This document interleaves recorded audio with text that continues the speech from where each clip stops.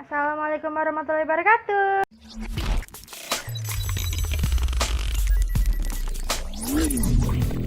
Halo guys, perkenalkan kami dari kelompok 1 IKM 8 Fakultas Kesehatan Masyarakat UIN Sumatera Utara. Di sini kami akan menampilkan hasil praktikum gizi yang ditugaskan oleh Bapak Dr. Fauzi Budi Satria MPH. Praktikum gizi yang pertama adalah praktikum karbohidrat yang akan dilakukan oleh teman saya, Rosalinda Harahap. Praktikum gizi yang kedua adalah protein yang akan dilakukan oleh teman saya, Ibnul Waris Dian Rakan. Praktikum gizi yang ketiga adalah lemak. Di sini akan ada 3 praktikum lemak yang dilakukan. Praktikum lemak yang pertama akan dilakukan oleh teman saya, Yuyun Wahyuni. Praktikum lemak yang kedua akan dilakukan oleh teman saya, Diandra Kaila Divareza. Praktikum lemak yang ketiga akan dilakukan oleh teman saya, Erika Desriani. Dan yang bertugas sebagai menulis laporan praktikum adalah teman saya, Mira Indah Pratiwi Limbong. Dan yang bertugas sebagai editor adalah saya sendiri, Cynthia Dewi Melani. Tanpa perlu berlama-lama lagi, kita langsung ke praktikum yang pertama.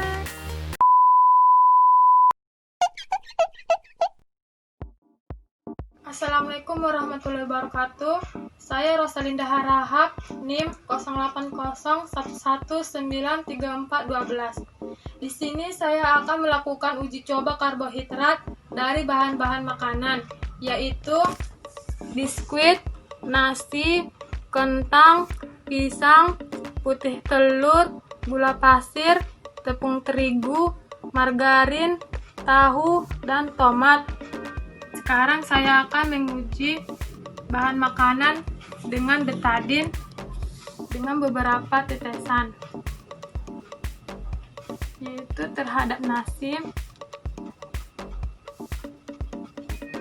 dengan kentang, dengan pisang, putih telur, dengan gula pasir, tepung terigu, margarin, tahu, tomat, dan biskuit. Nah, sekarang kita tunggu dengan beberapa menit. A few moments later. Mengandung karbohidrat yaitu biskuit, nasi, kentang, pisang, dan tepung terigu. Karena tetesan betadin berubah warna menjadi biru ketuaan atau biru kehitaman. Yang tidak mengandung karbohidrat yaitu putih telur, gula pasir, margarin, tahu, dan tomat karena tidak berubah warna. Itulah hasil uji praktik saya praktikum karbohidrat. Cukup sekian, terima kasih. Wassalamualaikum warahmatullahi wabarakatuh.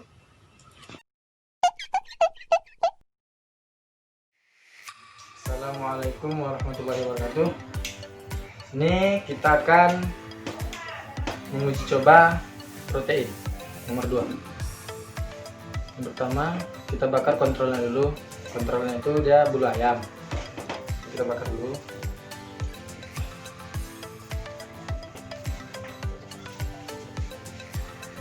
Nah, kita kenali bulunya. Lalu kita akan tes sampel yang lain. Pertama kita coba seledri dulu. Jadi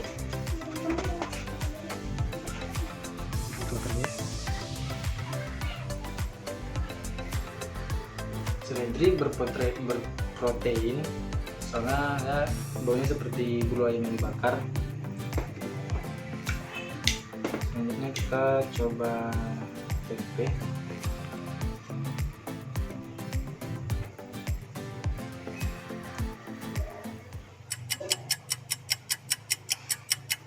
Bakar sekali lagi.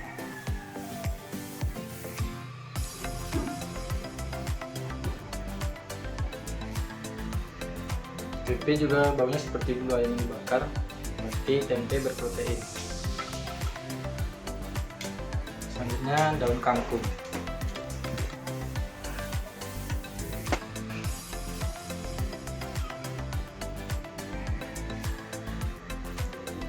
Sama, daun kangkung juga berprotein, baunya seperti bulu ayam yang dibakar. Selanjutnya kita bakar putih telur.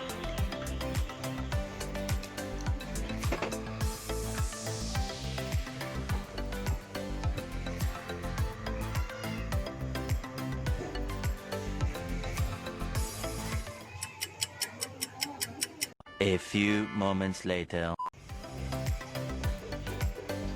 Sama, telur juga berprotein, baunya seperti bulu ayam yang dibakar.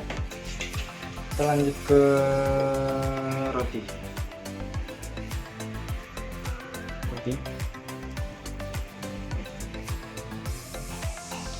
Roti tidak berprotein karena baunya tidak seperti bulu ayam yang dibakar tadi. Berarti roti tidak berprotein ya. Lanjut ke daging ayam.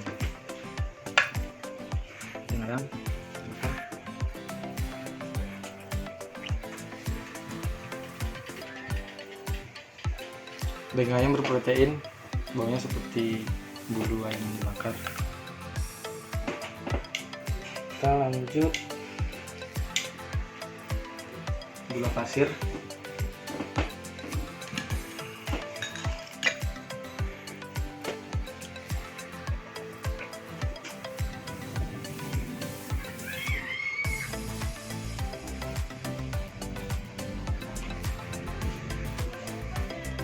Coba sekali lagi.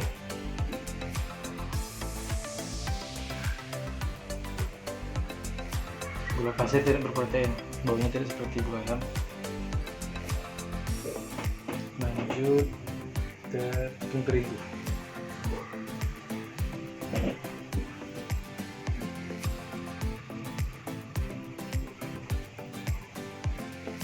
Tepung terigu berprotein, baunya seperti bulu ayam yang dibakar. Kita lanjut ke sampel yang dua sampel yang tidak ada di Word ya. Kita menggunakan sampel tahu dan tomat. Mari kita coba.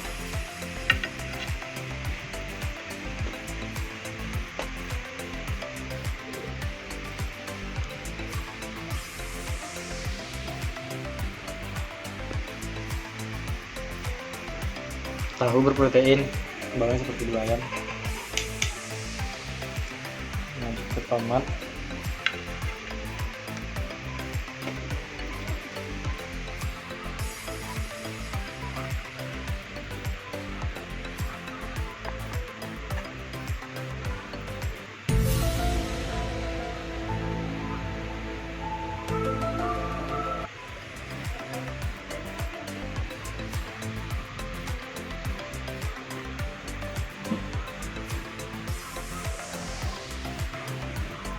Tomat tidak berprotein, baunya itu bulu ayam.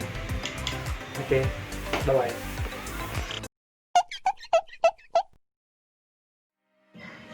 Assalamualaikum warahmatullahi wabarakatuh. Saya Yunah Yuni ingin menguji lemak sederhana. Saya dari IKM 8 semester 2 Fakultas Kesehatan Masyarakat Universitas Islam Sumatera Utara.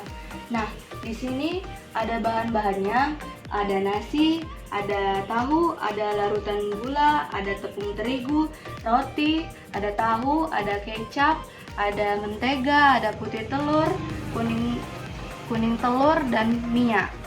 Nah, cara kerja dari pengujian lemak sederhana itu, kita semua tumbuk halus-halus nasi, tahu, roti, dan seperti gula itu ditambahkan air sedikit, dan kecap, minyak, dan kuning telur putih susu tidak perlu ditambahkan air.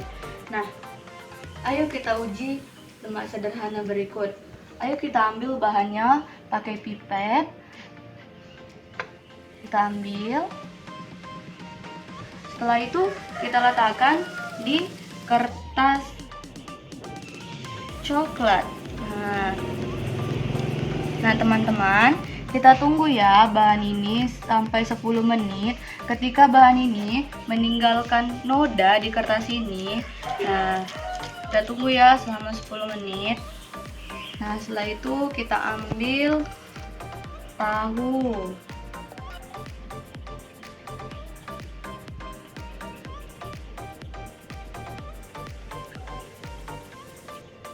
Kita ambil lagi roti.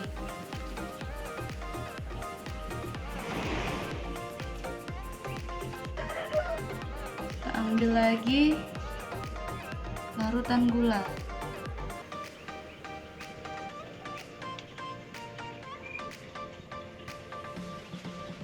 Kita ambil lagi putih telur ya teman-teman.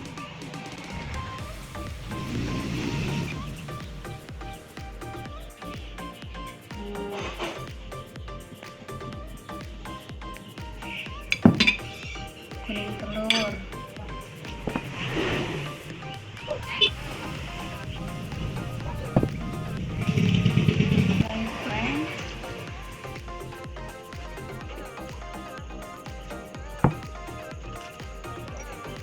Mentega.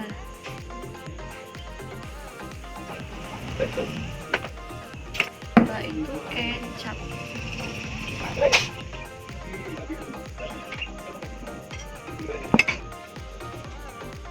Ini tadi tepung terigu.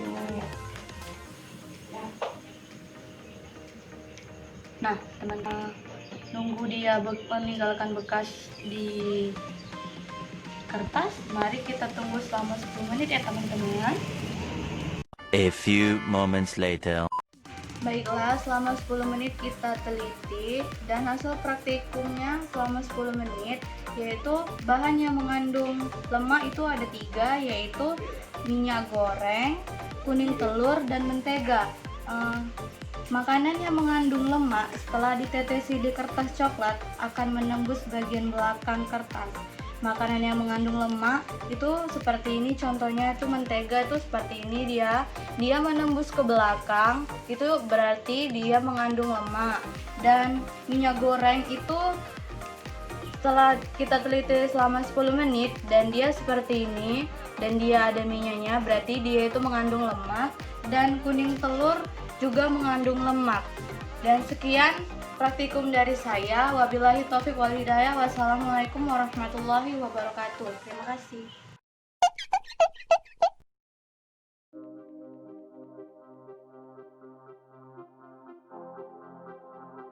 Oke, di sini jadi kita bakal ngelakuin uji kelarutan lemak.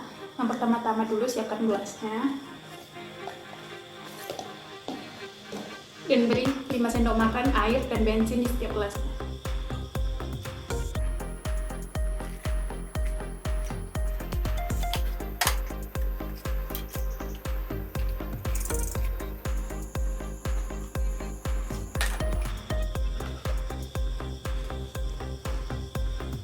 Oke, jadi yang pertama-tama kita bakal mencoba pakai minyak kelapa dulu. Minyak kelapanya ditaruh 5 sendok makan juga ya, biar homogen.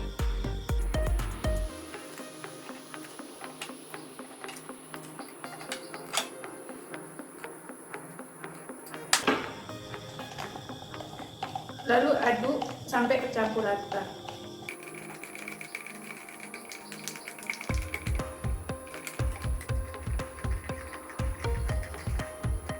Jadi kita diamkan dulu beberapa saat. Baru kita lakukan percobaan untuk minyak yang lain seperti yang tadi.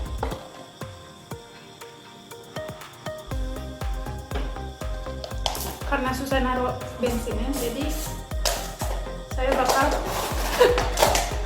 naruh bensinnya di sini.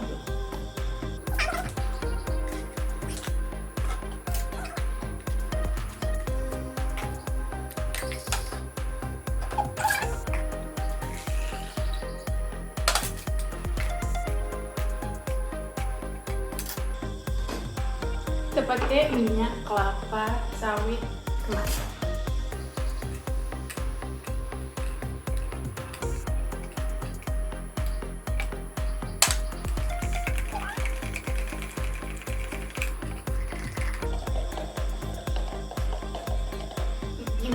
sawit saya taruh sebelah sini. Oke, buat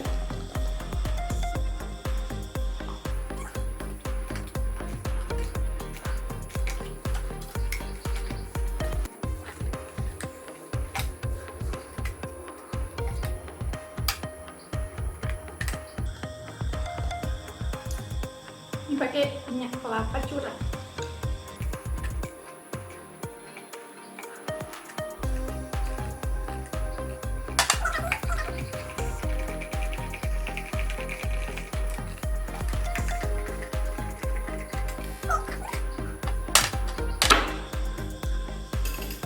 Lalu yang terakhir, saya lakukan yang sama buat minyak jelantah.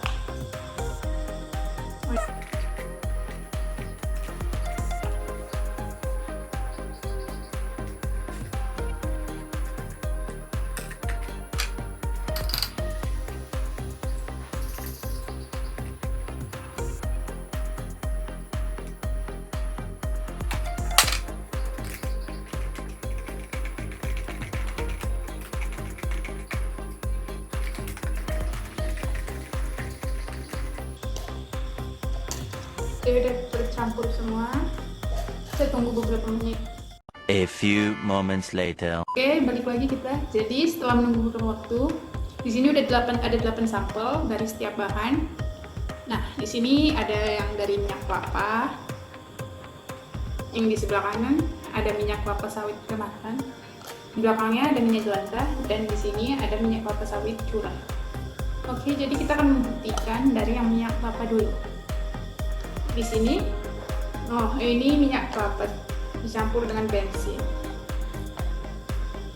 Setelah didiamkan beberapa waktu, minyak kelapa dan bensin itu larut karena bensin bersifat non-polar dan minyak kelapa bersifat non-polar, jadi sama-sama menyatu.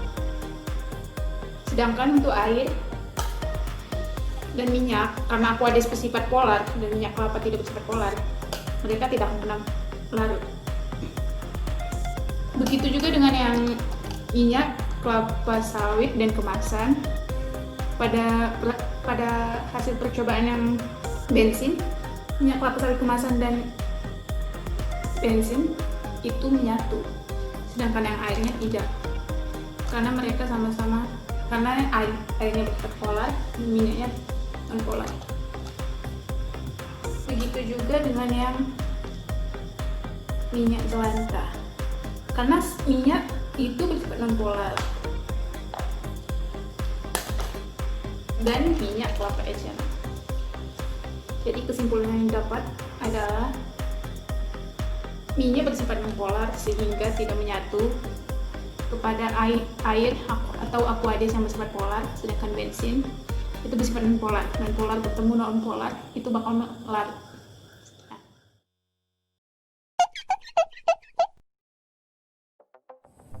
Hai, jadi di sini saya akan membuat kelarutan lemak dan bahan-bahannya saya punya gelas kecil, saya juga punya air sabun, larutan sabun, minyak, air putih secukupnya dan gelas besar. Lalu ada 1 sendok makan dan 1 sendok kecil. Yang pertama saya akan membuat larutan ke dalam menggunakan gelas besar, yaitu dengan menggunakan air. Tuangkan air sebanyak 5 sendok makan ke gelas ini.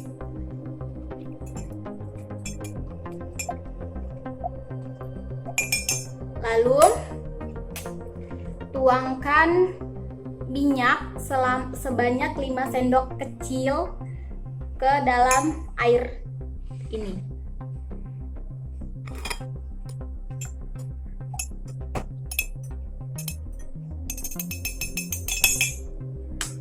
Kemudian diaduk.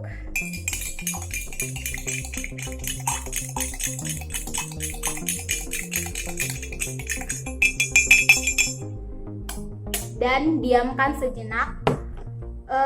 Sambil kita menunggu, kita akan membuat larutan yang kedua dengan menggunakan gelas kecil, sama seperti tadi dengan menuangkan air sebanyak 5 sendok makan ke dalam gelas.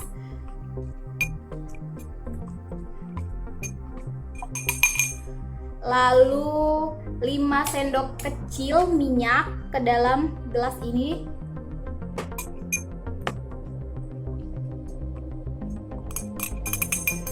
Kemudian 5 sendok kecil juga larutan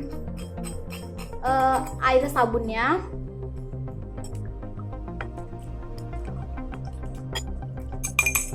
Kemudian kita aduk sehingga merata.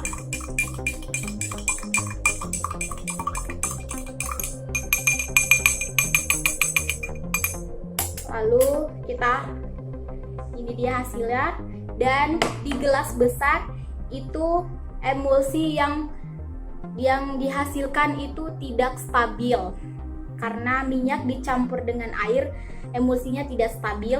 Kemudian yang ini minyak, air, dan air larutan sabun mengalami emulsi yang stabil. Oke, sekian. Nah, itu dia hasil dari praktikum kami. Semoga bisa bermanfaat dan bisa menambah ilmu pengetahuan kalian ya. Tetap jaga kesehatan ya teman-teman. Assalamualaikum warahmatullahi wabarakatuh. Dadah.